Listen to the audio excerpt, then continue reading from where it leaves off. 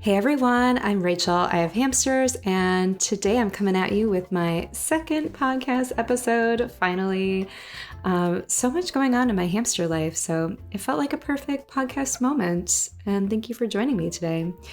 So, if you don't normally hang out with me, I'm Rachel. I got some hamsters during COVID when everything was terrible and I was really lonely. And then I realized I love hamsters, and there's so much to them. What do I love about hamsters? Well, I love how each hamster has such a unique, vibrant, special personality. I really don't think you could say that like there's one type of hamster that is typically X, although sometimes I see some similarities. Like, I have a dwarf hamster, Maurice, who has some things about him that remind me of another dwarf hamster I had, Shirley.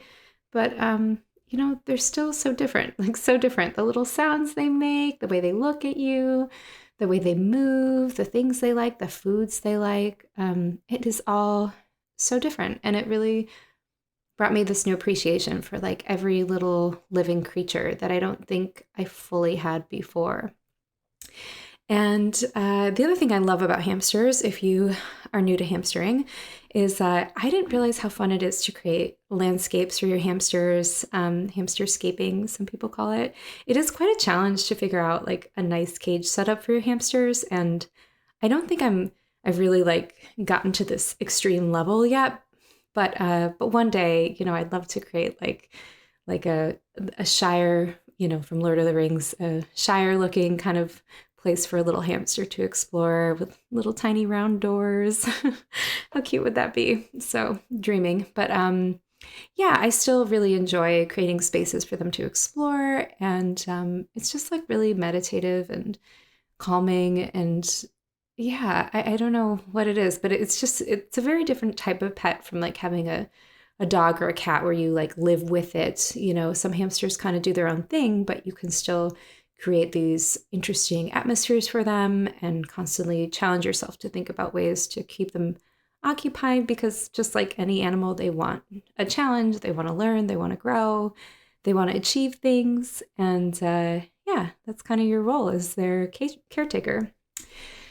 So, today I'm going to talk about my weekend so far. It's Memorial Day weekend, and I was so excited to have this like long weekend. Woo!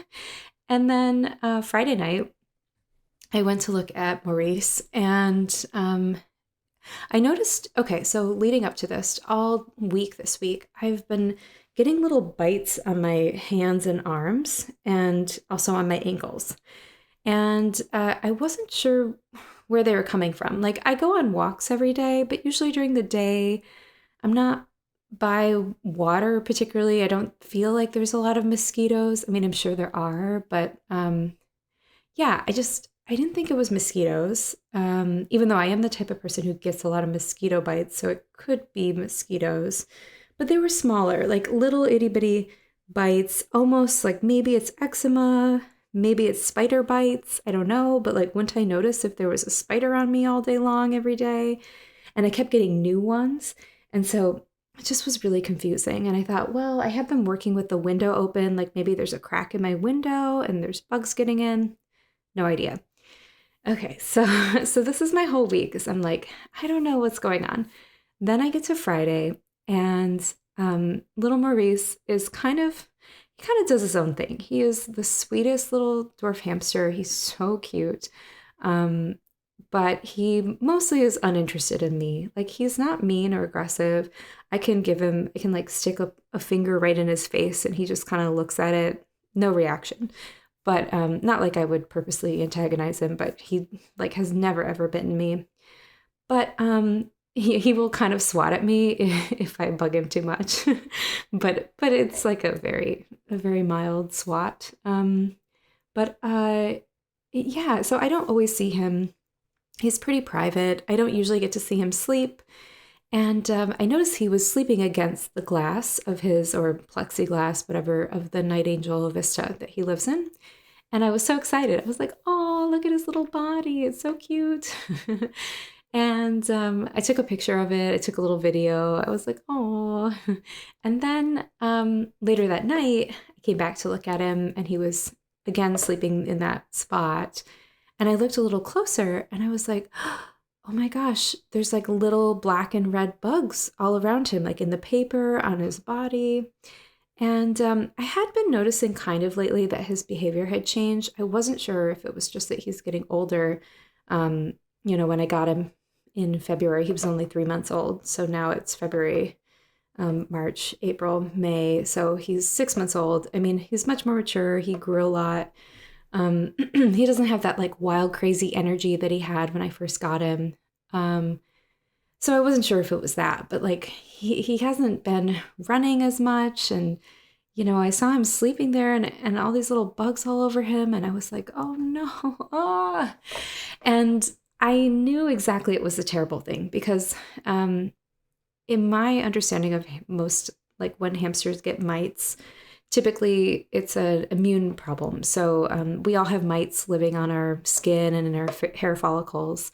And those mites, I believe they're called Demodex mites. They're sort of like part of your ecosystem. But if your body immune system kind of gets off balance, if you're not able to like keep everything in check, then the mites might get out of control. So if you see like an animal that has like, fur loss or really itchy, I think they call it mange sometimes. That's kind of the same thing. It's like the mites have outgrown, what they really should be on that animal's body. But it doesn't mean that the mites are like not supposed to be there. So, every animal, we still have mites. They're not transferable. Typically a hamster who has mites, like that kind, the Demodex mites, those mites are not going to bite you.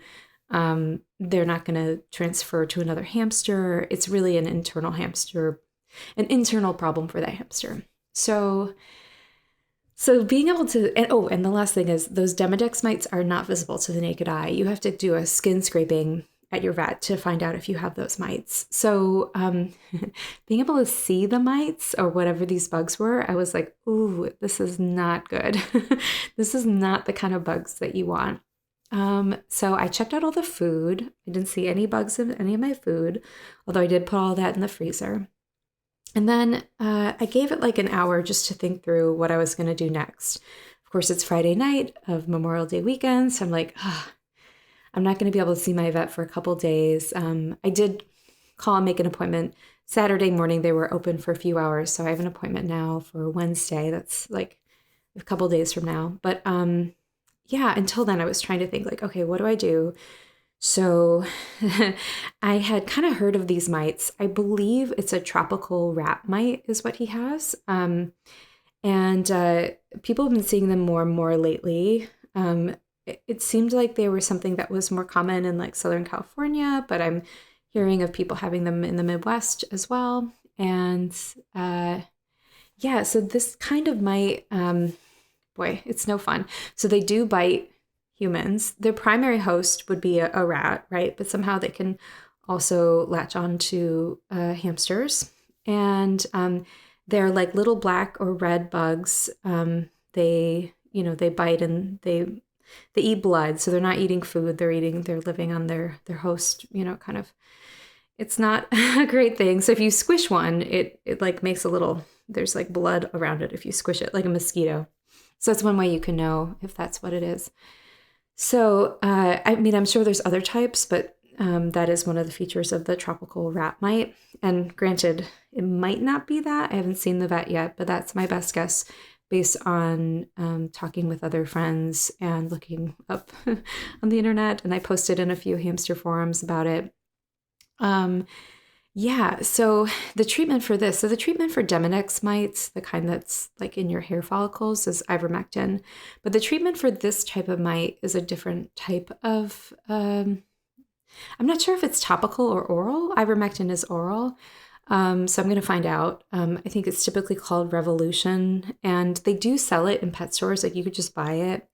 But hamsters, they're small little delicate animals, right? So it's also bad for your hamster. And I've seen people who gave it to their hamster and the hamster died. So I definitely don't want to mess around with that. So I'm going to wait for my vet appointment to figure out what to do next. But for now, I removed all of his bedding, threw it away. And I took, he had a lot of, it was a large night angel Vesta. So it's like a ton of bedding, a ton of natural items. So like a lot of wooden platforms, wooden multi-chamber hide. So I baked everything or washed it in the dishwasher, like whatever was ceramic or plastic. And I baked everything at about 220 for like, I don't know, 30 minutes or more, however long it took so I could pull it out and I would look really carefully and make sure that those bugs were dead. And then I sealed that wooden stuff in little plastic bags and I put it in a plastic bin. So everything that was in his cage is now baked, washed, and sealed in plastic multiple times over. And then I moved him into a 200 quart Sterilite bin. And for now, I feel so bad for him. But so for now, I just put, because I was kind of in a hurry at this point, it's like 1 a.m., almost 2 a.m. Friday night. I put fleece, just like a fleece blanket down. And then I put like a sand bath and a wheel.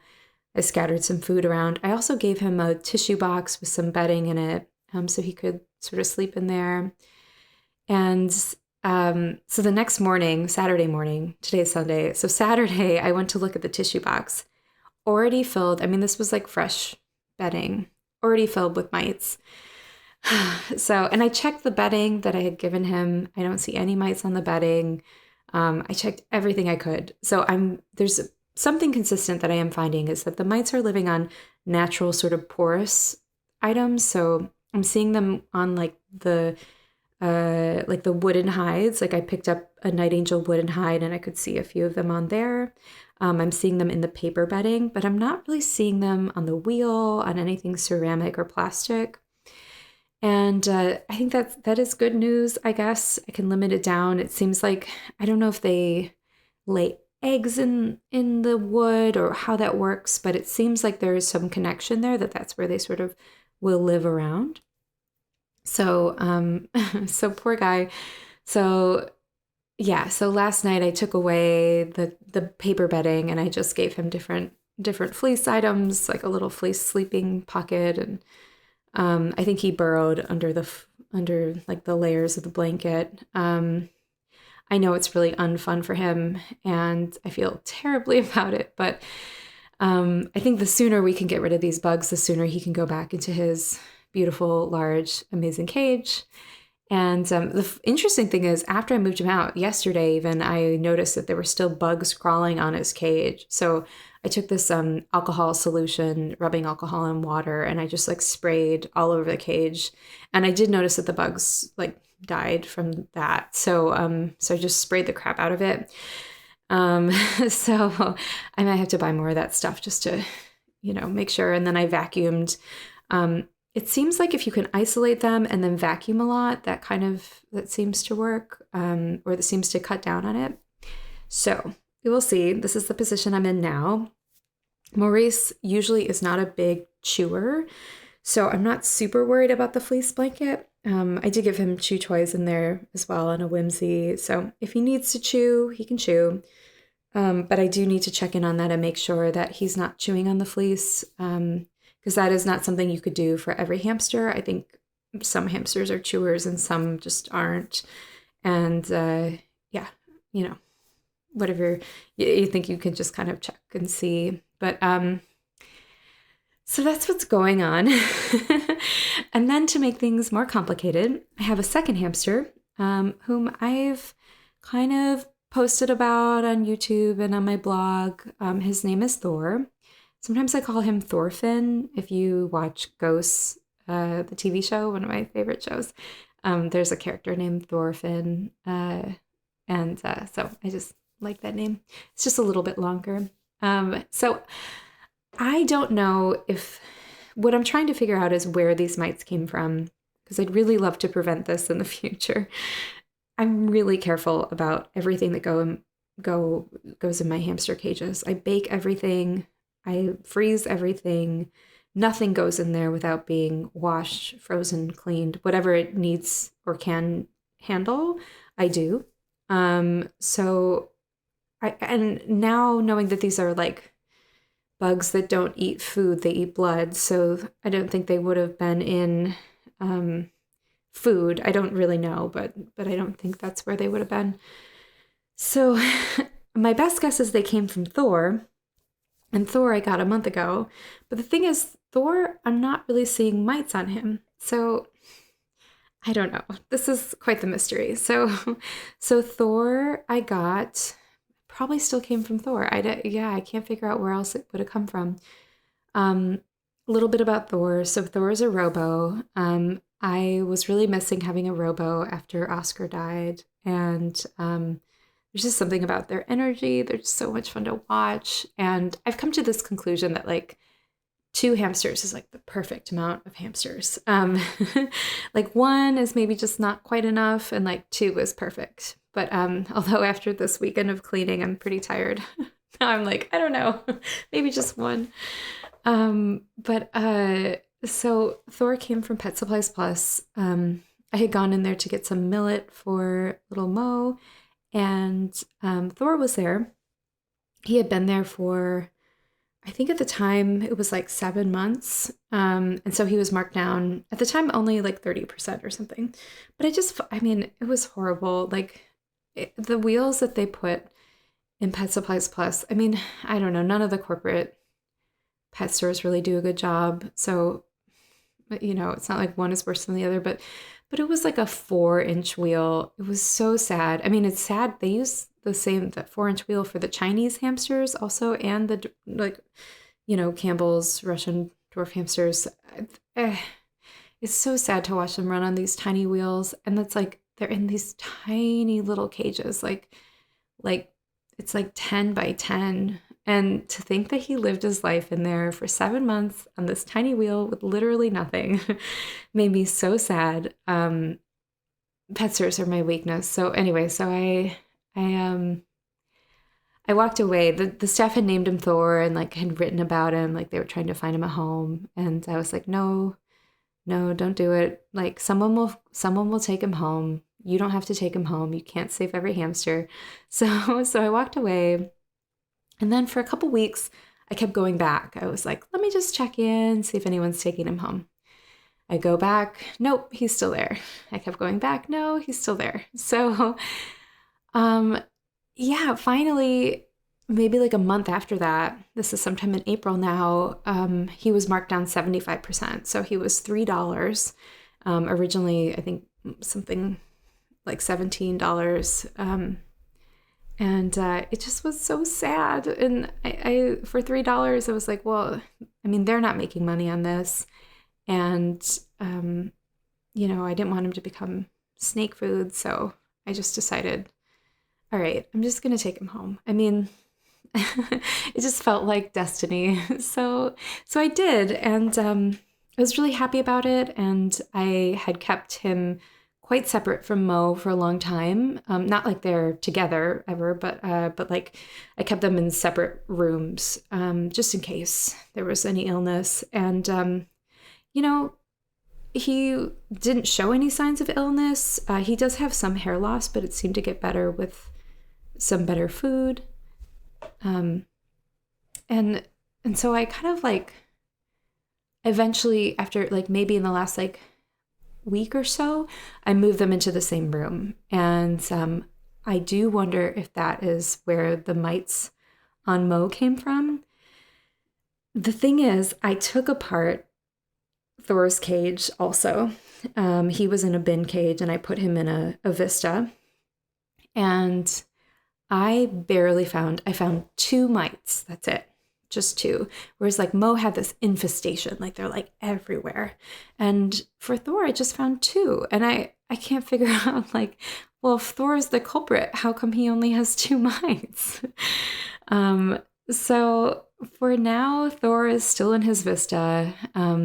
I'll probably move him out in a little bit and get him set up in a bin cage and, follow the same course of medication that Mo is on.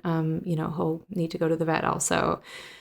But it's very strange. So that's why I'm starting to wonder, like, well, maybe Thor isn't the reason Mo has mites, or maybe Thor's just more resistant to them, or maybe like Mo got them. He was at the vet getting his nails trimmed, and like maybe he got them at the vet a couple weeks ago. So I don't know. I'm really flummoxed where these mites came from, and it's exhausting and overwhelming.